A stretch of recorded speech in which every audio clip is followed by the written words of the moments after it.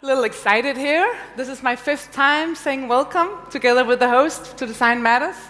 And as I've seen a lot of you are here for the first time, so maybe I can just say the same thing that I used to.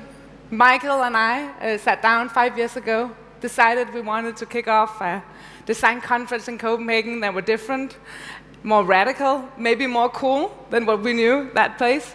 And we came up with Design Matters. It started out really small, just 100 people, didn't make any money, and it was just the two of us and a student. So here, 5 years later, it's grown to around 900,000 people. We had a student event going on yesterday where we shared some of the amazing speakers with the Copenhagen design students. And we moved to this crazy venue that's actually big enough to have everyone being here and sitting down at the same time. So we're really happy for all that. But most of all, when I stand here for the 5th time, I'm sorry, it's a cliche, but I feel very humble being able to do this again. So thank you for coming and breaking away from your daily task and work, taking the time and money to do this. We're really, really happy, and honestly, it's been a lot of fun doing this. So I hope we can share some of that fun with you guys, and you will have an absolutely amazing time for the next 2 days. I hope so. Okay, so let's get going. The first thing I'm going to talk about is phone use. And I've tried personally to stay away from my phone as much as possible lately. I don't have it in my bedroom anymore. I try not to look at it when I'm in a line, when I'm in a queue, or when I'm waiting for someone. And I've also made it so that my kids can only play their iPads on Sundays, which of course they don't like much. So I'm still incredibly hooked to screens. I have to admit, I am. But I'm really trying to be a little bit more aware and use some self-control, because otherwise they're sucking up all my time.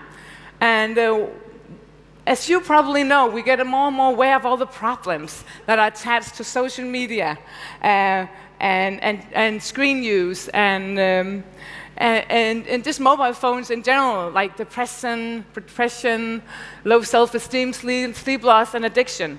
So these problems bring me to an internal conflict, because even though that I know that tech is not good for me, I also really, really love tech. The reason that I'm doing this is because I'm in love with the field of tech and design, and I love gadgets, and I love everything new with a button on, basically. And you probably feel the same thing. So I know that this is not good for me, and it creates this kind of conflict for me as a designer, because as designers, the one thing we do is we love making things, love building things. When I'm doing something creative, when I'm building things, when I'm designing, I'm getting into the zone. I feel completely absorbed. I feel happy. I feel calm. I'm in flow.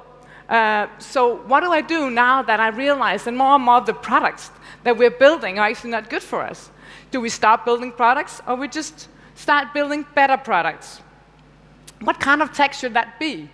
Could it be something like more quiet, unobtrusive, non-disturbing, and supporting our well-being, focus, and calmness?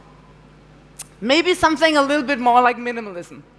Ludwig Mies van der Rohe, I think I said that right, he was lucky enough to adapt this amazing motto, less is more. And he was also one of the big architects in the minimalist architecture wave. And minimalist is often used as something referring to something stripped down to its essential or spare. Minimalism has known, so many places. It's been known in music and art and literature, even as a living lifestyle. So minimalist lifestyle is actually something that you see a lot of going on at the moment. So can you as a digital designer be a minimalist? I think so. But let's make sure we don't talk about this. We don't talk about white space or Apple-like looking really white, boring, beautiful, but kind of stripped of content designs. We don't talk about the visual minimalism that we also know. We're talking about the product as a whole. So we have to be a little bit more holistic about what we do. It's not only the visual aesthetics, it's everything. So tech minimalism could be something like less notifications, less disturbance, less features. It's just simpler products. Just, less. just enough to do what it should, but not something that will control you. And architects, they actually believe that minimalism would give you a better life, a more happy life. And maybe that is true. So what does that mean? Does it mean we can no longer talk about getting people hooked? Can we no longer make people want likes? Can we no longer design apps where they get all this positive feedback? We should at least be considering if it's a good thing, so we cannot just blindly follow those patterns that we've learned as designers. So, is this a realistic path at all? Yeah, well, I don't know. But I know that some people actually do succeed with this. And here at Design Matters, instead of just looking at the problems, we're going to try to look at some of the people who are actually doing something in a different way. People that are actually creating products as an alternative to the old way of creating damaging and not damaging products that don't support our well-being. And I look very much forward to seeing those things. Okay, so the next topic is design and activism. And it's all about making design a conscious discipline. Let's not define designers as someone just carrying out other people's ideas. In this theme, we're going to celebrate designers as meddlers, troublemakers, change makers, people with an action, attitude, and a cause to make the world somehow a little bit better in what they can do. Some would say, if you want to change the world, you should probably not be a designer. Maybe you should be a lawyer, work in an NGO, or be a politician. And that is true. But hey, we are designers, so what can we do? Should we just sit back and Photoshop and sketch and take all that shit that's going on in the world? Or should we try, to do a little bit? Be activist designers if we could. So, being an activist designer isn't easy. And what is it, basically? We've come down to thinking it's either someone who does something for free, which is very nice, but you cannot survive for long with that. Or someone who works in an NGO and are really lucky because they get money to do good stuff. Or it's someone who actually tries to infuse good causes and good politics into the products they're working on. For example, small example from Hinge, the dating app. They're trying to make the images we see of people a little bit more inclusive. Like, for instance, this guy in a wheelchair. I've never seen that before. It makes me happy. Also, if you think about race, it kind of changes the picture of race when everyone has a blue or a purple or a red face. And it kind of removes it altogether. There's a lot of illustrations that are actually trying to do rather political stuff in their work. For example, Alva Skog. She's trying to depict people without a strict gender. She says it's non-binary, and she doesn't want people to know exactly if it's a man or a woman or something else that we're looking on. Or embracing body positivism, which is luckily something that's happening a lot right now. For example, with Frances Cannon, who does amazing illustrations. But we do also see that more established brands like Dropbox are actually taking this style in and depicting people maybe as a gender, but not as a skinny model, which is amazing.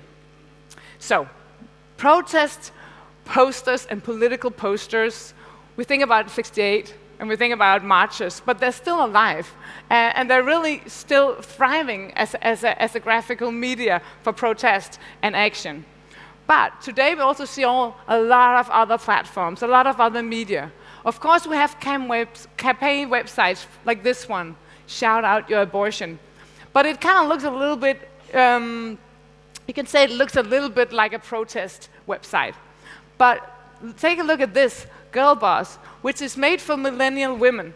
It talks about young women and how to manage their finances, how to grow their career, how to make money and work. And at the same time, it speaks the visual language of a millennial woman. Very different. Or, like this campaign, it's a highly political campaign wrapped in a lifestyle ad, like Nike did it.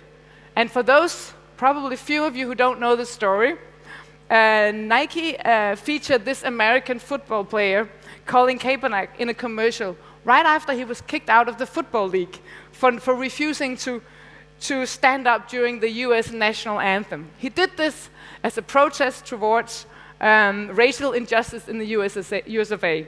So he couldn't get work as a football player, but Nike put him in a beautiful lifestyle ad. So while this is maybe not visual design, it's actually taking political causes into the work that we're all doing. So activism can take many shapes, and we think all of them matters. So what is it about activist design? It's breaking taboos, giving people a voice, engaging them, giving minorities a chance to stand up, make a change. And what changes for the designer herself?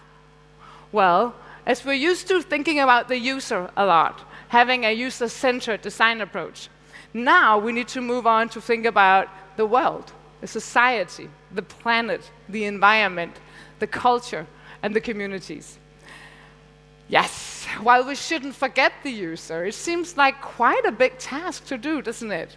Take that all in, sketch, and all that. I think that can be challenging.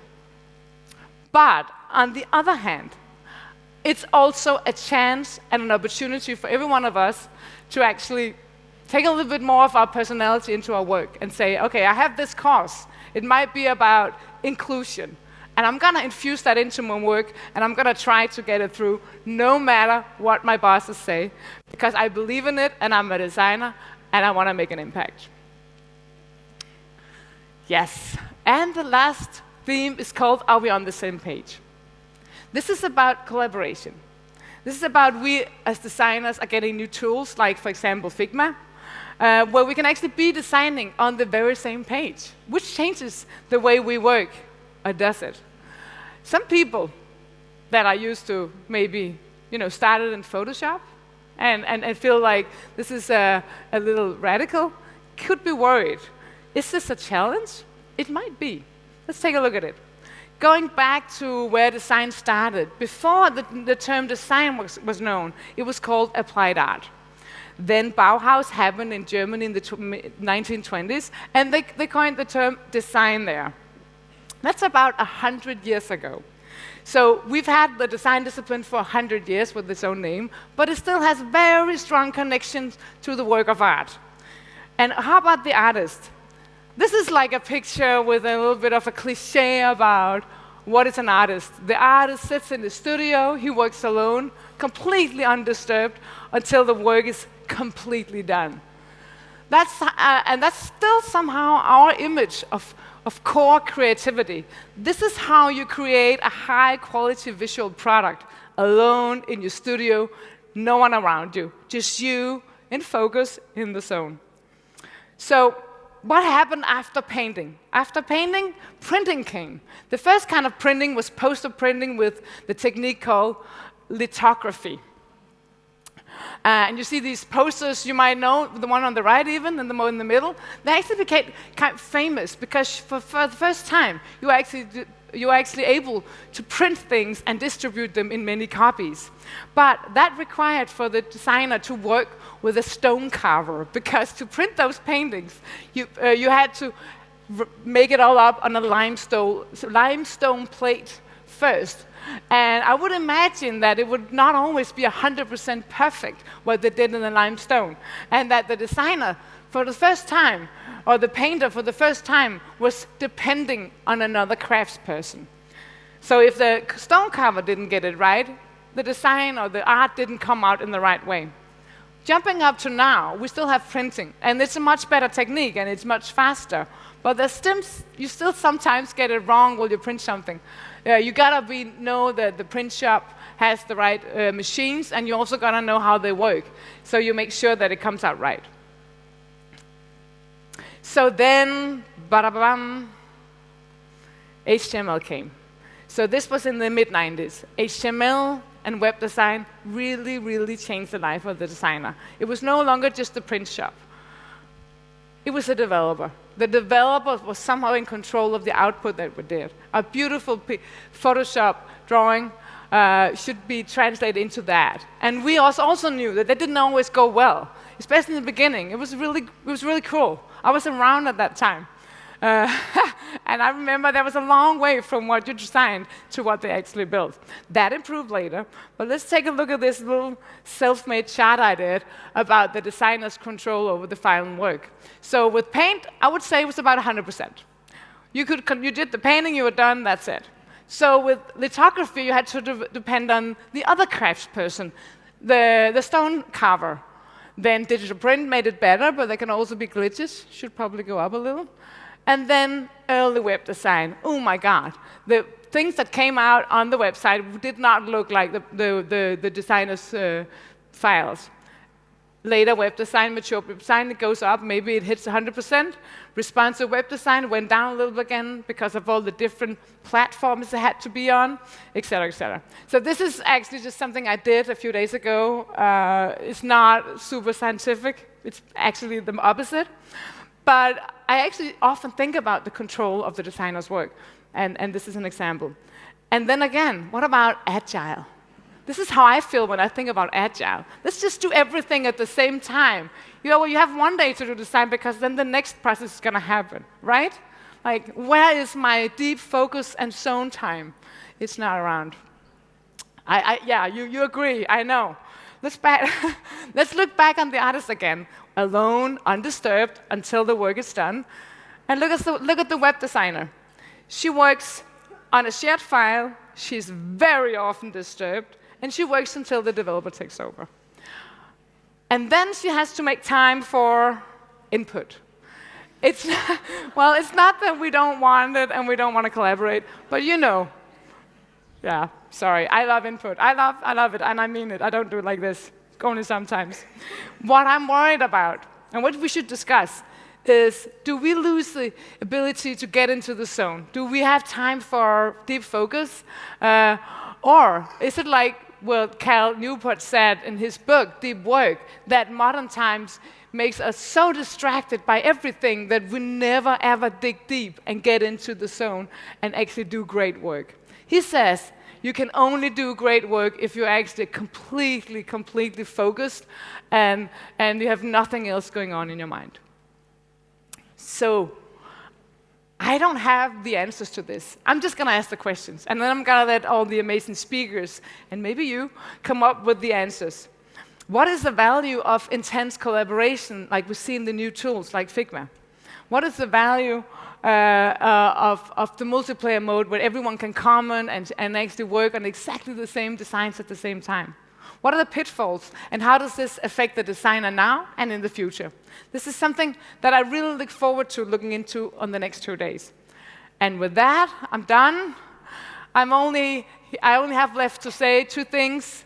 Let's be very serious about design, and let's try to be also having a really good time and play around for the next 2 days. Thank you so much.